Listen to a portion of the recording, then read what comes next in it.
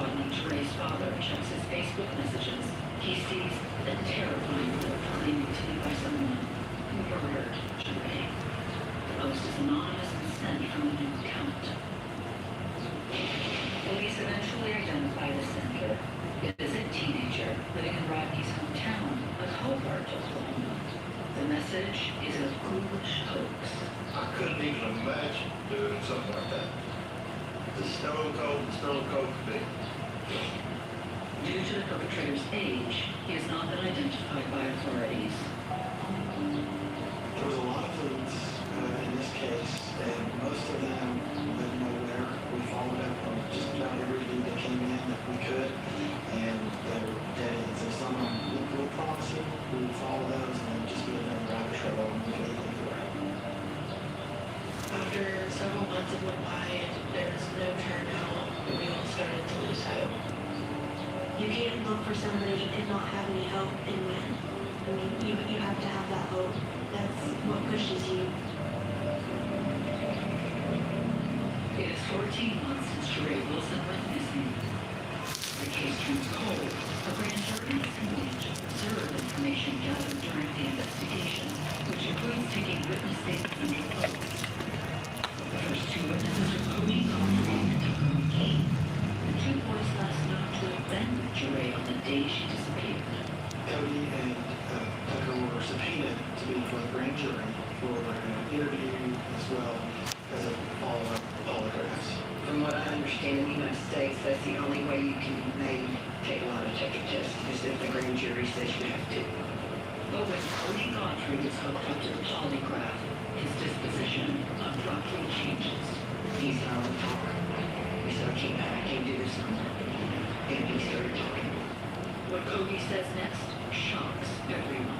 All of a sudden, he decided he was going to cooperate, and he told the liquor firm that he wanted to give information and he knew the killer. He said that he was there present and also helped move Dre's body into the woods. Was this another hoax? Or were the Wilsons finally learn the fate of their daughter? Cody's story shakes Agent Brian Peasy. Based on testimony from Cody, Tucker picked up Cody and said, "Hey, Dre needs a ride." Tucker pulled out a gun and said, "Hey, we can kill her." Cody thought he was joking. He didn't think anything that he would go and do something like that. He picked up Dre, they go out to this wooded area, go up the side of the road. The location is an undeveloped area north of Weatherford, where local teens who gather there for keg parties and bonfires. Tucker and Cody are reportedly smoking synthetic marijuana, which can cause severe paranoia to hallucinations.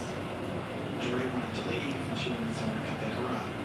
At that time, Tucker pulled out the gun and Cody saw that and said, "Alex, this is going to happen." Cody tells police he panics and returns to the vehicle. He was trying to leave, he was really nervous and he got scared and so he saw the shot and heard the shot.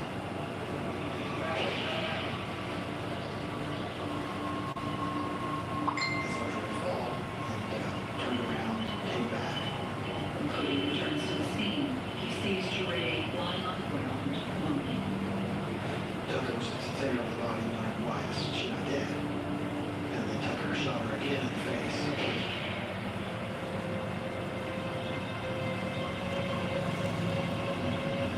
So after the shooting, they moved Dre's body over a fence into the woods.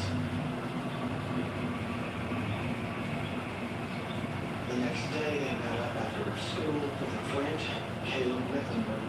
Caleb, I think, got involved not really wanting to. He just kind of dragged into this after the murder. Tucker told him all what happened, and then the next day, he asked Caleb to come help. And Tucker, Caleb, and Cody buried the body there in the woods. While there, they find Dre's phone, which they later destroy and throw into a creek. With this horrific confession, investigators immediately take Cody Godfrey to the area in an effort to verify his story and to locate Dre's remains. So we get information of where the body is approximately located, and with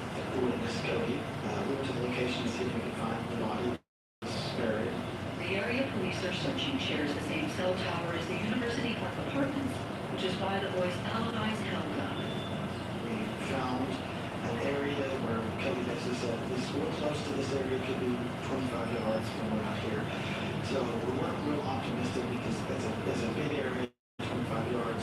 So we're kind of walking through the woods. There's a field over here, there's a big tree here, and we know where it is. And then about that time we were walking, and I think I was initially the first person to see it. It's just a ray of light shining on this shiny object. And as we got closer, Alexander said, "Oh, that's a skull." I mean, it's something divine intervention. This ray shining just perfectly on the skull, just to kind of say, "Hey, here I am." Couldn't find me. So kind of gave a chills. Just thinking about that. Yeah. We got a call from one of my news friends, and it said, "Be prepared, TV stations are probably coming to your house."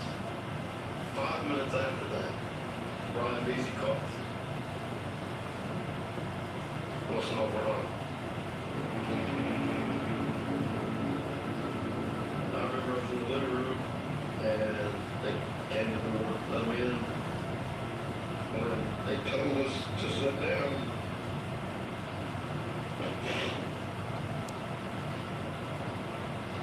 I knew what I was getting ready to hear. They said that they had found her and that they wanted us to know before media got a hold of it. We get back to the news.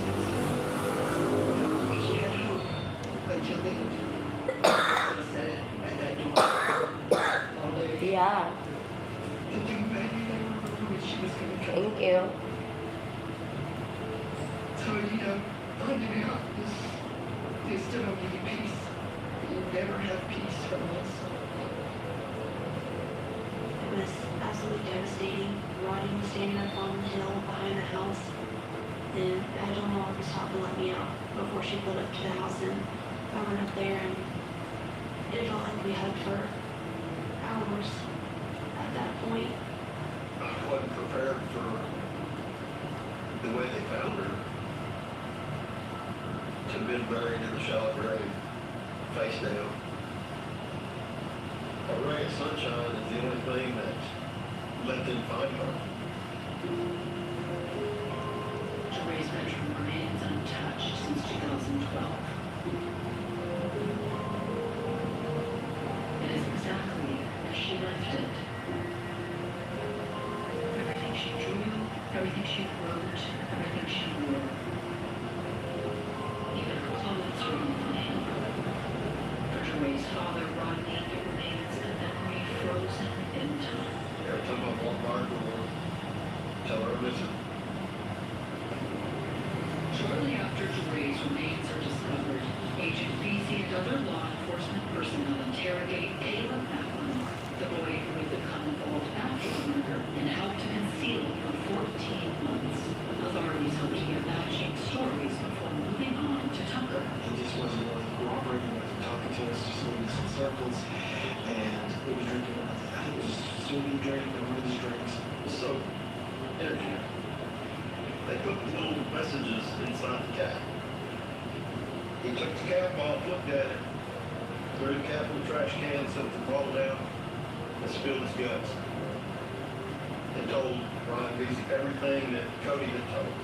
This is exactly what happened. Tucker shot Dre, buried his body, and he just went off and told the whole story. And I'm like, what did that ball cap say? Ryan said he picked it up and he looked at it. This is everybody knows. Everybody knows. With both Caleb and Cody corroborating the details of Jeray's murder, police move in on the killer himself, Tucker McGee. Cody agrees to call Tucker on a recorded line to try to get an admission. You just give her that gun, right? Like it's gone. For sure, they're never invited. Police arrest Tucker McGee for the murder of Jeray Wilson. I never expected anything like this to come out of Tucker. He always seemed very friendly during the 14 months Ashley was missing. We were actually at a party together, and I even have pictures of me and him just smiling at him. The two boys even handed out flyers to her. Because Weatherford is so small, I remember just walking down the halls at the school and like wondering like, did that person know? Did that person know? I didn't know at the time that she was texting her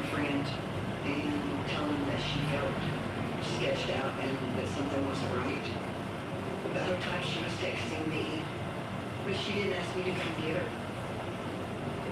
And that was the last text I received from her. Cody Godfrey and Caleb Malcolm are also arrested for their involvement in the murder. In early 2015, Cody pleads guilty to accessory after the fact. He is given a chance to avoid prison by testifying against Tucker and Caleb. Cody Godfrey got 7 years probation. They cut him real sweetly. But Caleb McLemore also pleads guilty.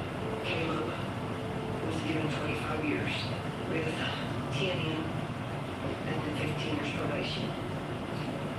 He spent 3 years in. In March of 2015, Tucker goes to trial.